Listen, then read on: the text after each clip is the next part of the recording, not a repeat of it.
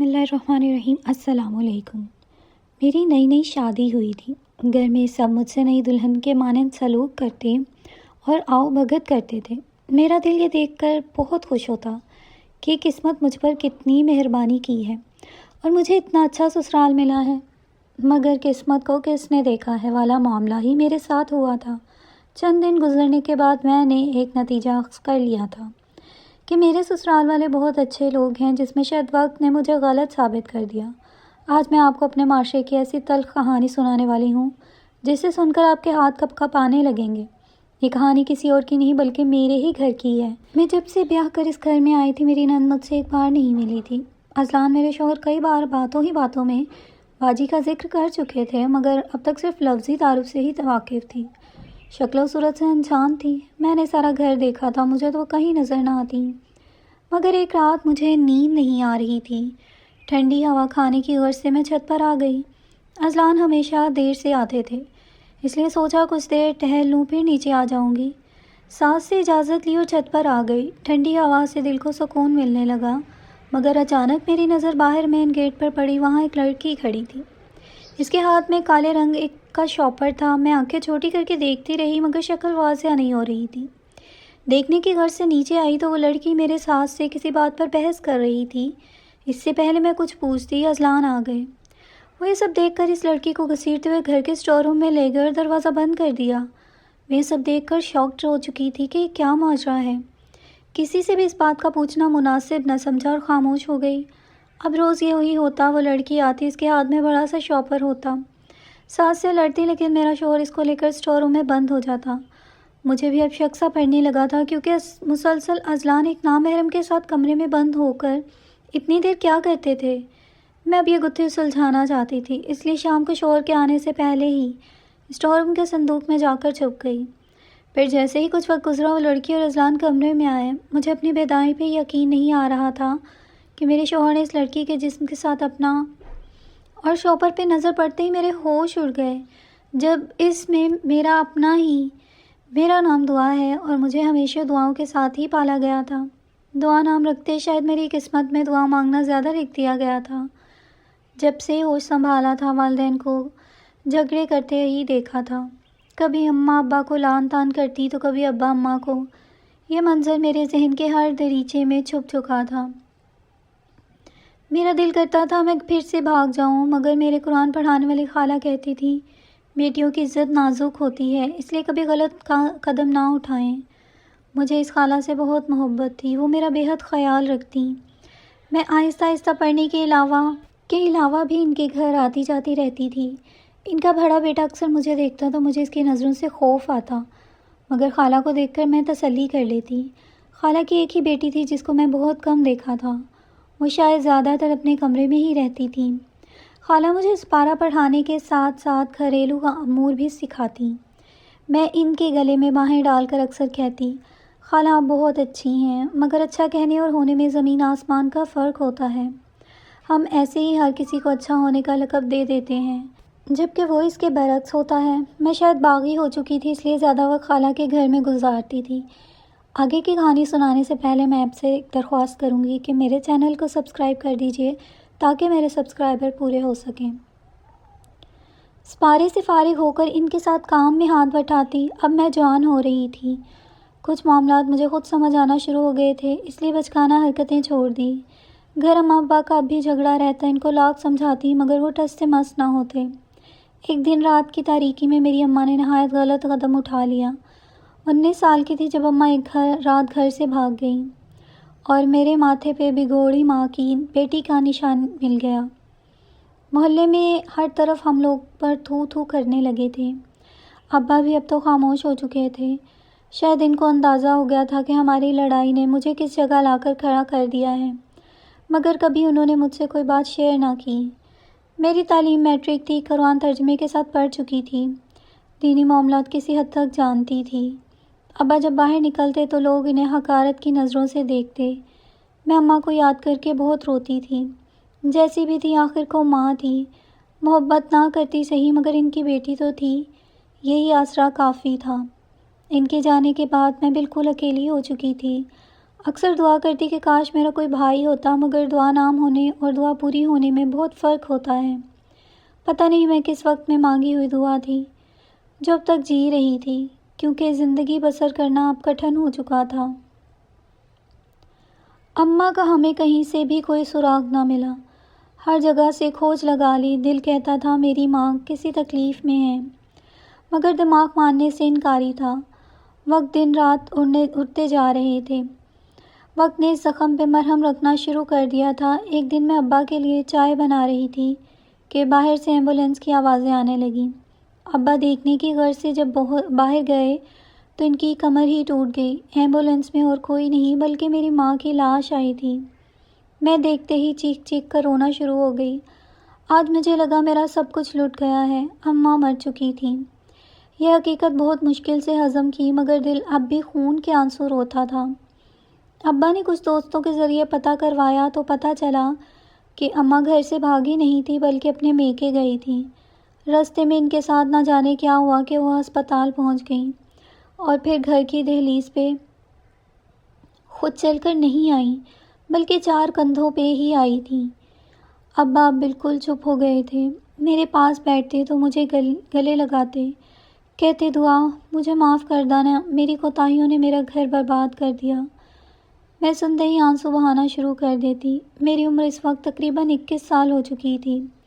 ابا کو میری شادی کی فکر ستانے لگی تھی، لیکن کہیں نہ کہیں وہ اپنی بیٹی کے نصیب سے ڈرتے تھے کہ مجھے ان جیسا شوہر نہ ملے، اس لیے اب وہ بوڑھے نظر آنا شروع ہو گئے تھے۔ وقت نے ان سے روب چھین لیا تھا۔ کافی دن سے میں اسپارے والی خالہ کے گھر نہیں گئی تھی تو وہ خود ہی ہمارے گھر میں آ گئیں۔ ابا گھر موجود تھے، وہ ان سے سلام دعا کر کے پوچھنے لگیں تو ابا نے مجھے کہا دعا چلی جایا کرو بیٹا، دل بہل جائے گا، سارا دن گھر پڑی رہتی ہو۔ لیکن سب تو یہ تھا کہ اب مجھے بالکل بھی دل نہیں کرتا تھا کہ میں گھر سے باہر نکلوں۔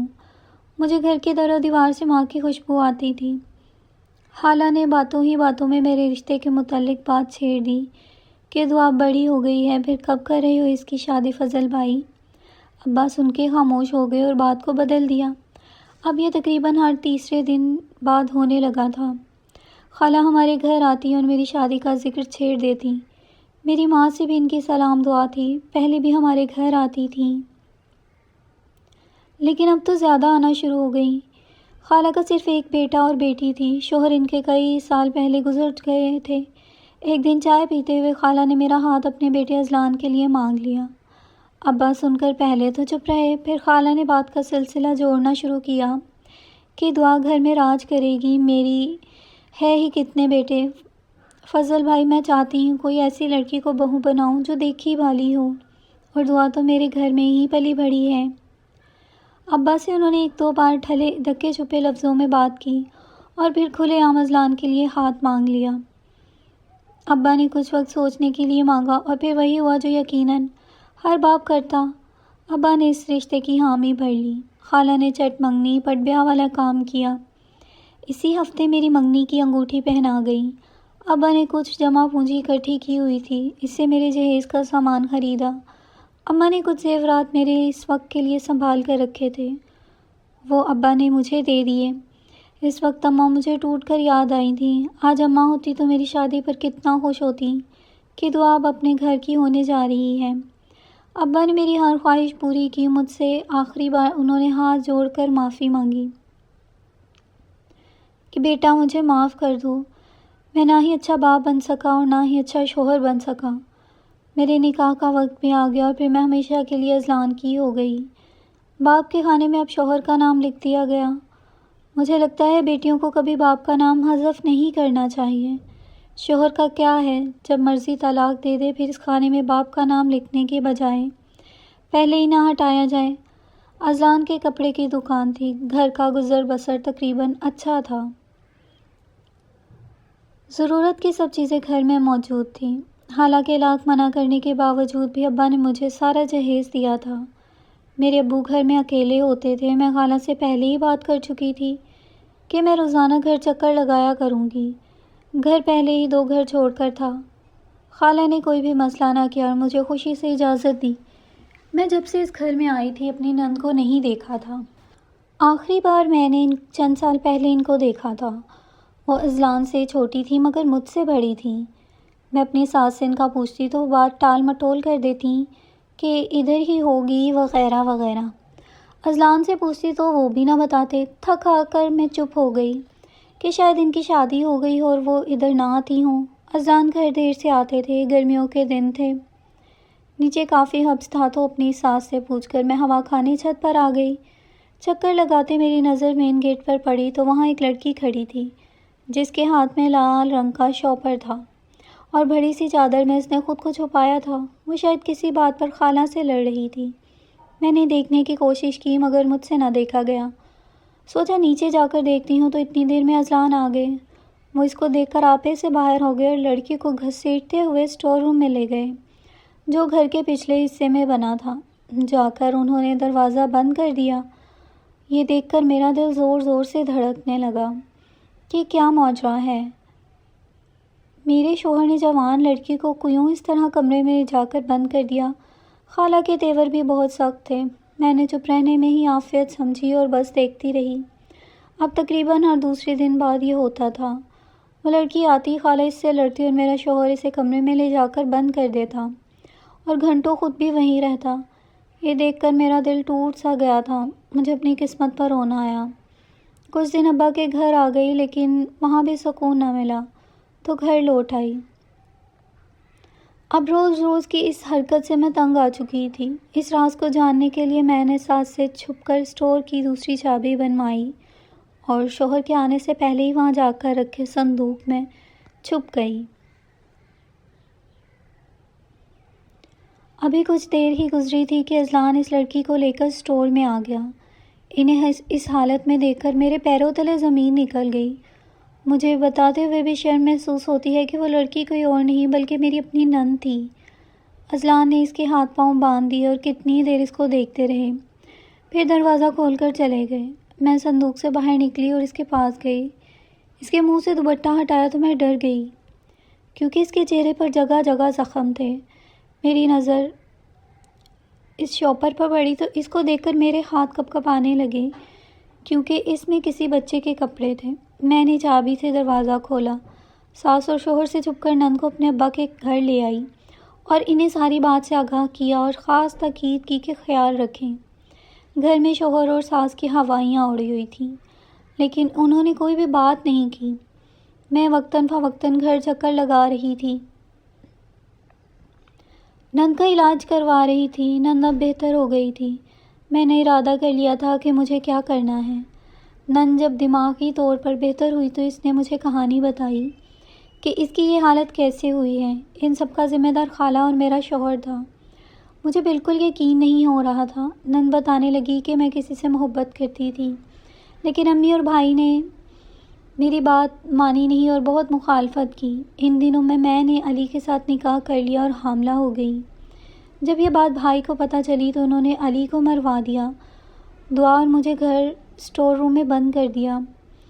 وہی میں نے ایک بیٹی کو جنم دیا۔ میری ماں نے میری بچی کو کسی کوڑے کے ڈھیر پر پھینک دیا اور مجھ پر ظلم کرنے لگی۔ دعا میں ذہنی طور پر پاگل ہو چکی تھی، اس لیے روز اس شاپر میں لاشعوری طور پر کپڑے لاتی کہ مجھے میری بیٹی دو تاکہ میں اسے کپڑے پہناؤں۔ میں یہ سن کر رو رہی تھی۔ مجھے یقین نہیں آ رہا تھا کہ خالہ اتنی سنگ دل کیسے ہو سکتی ہیں۔ میں نے اذلان سے بات کرنے کا فیصلہ کیا اور ساری ہمت جمع کر کے بات کی۔ انہیں بہت سمجھایا، وہ اپنے کیے پہ معافی مانگنے لگے مگر میری ساس اپنی بات سے نہ ہاری۔ میں نے نند کا مکمل علاج کروایا اور ان کی شادی کر دی۔ اذلان نے میرا ساتھ دیا، وہ اچھے شوہر ثابت ہوئے تھے۔ آج ضرورت اس بات کی ہے کہ ہمیں اپنے بچوں کو وقت دینا چاہیے۔ ضروری نہیں کہ ایک انسان وجود جو دین کی سمجھ بوجھ رکھتا ہے وہ اعمال سے بھی اچھا ہو۔ مزید ایسی اچھی کہانیوں کے لیے اس ویڈیو کو زیادہ سے زیادہ لائک کیجیے اور میرے چینل کو سبسکرائب کیجیے تاکہ میرے سبسکرائبر پورے ہو سکیں۔